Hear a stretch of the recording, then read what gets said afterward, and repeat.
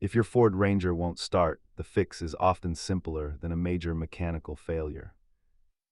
Roughly 70% of starting problems on this truck stem from basic electrical connections.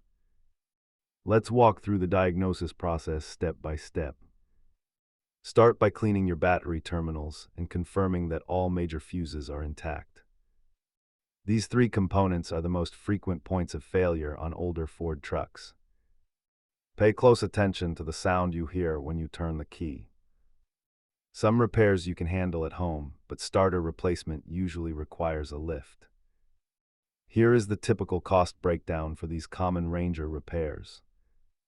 If basic checks fail, use a scanner to see if the security system is blocking the start. Make sure you have these three tools before diving into the engine bay. Remember, safety is paramount, so always disconnect the battery before reaching for the starter. Thanks for watching, and check the description for links to the parts mentioned today.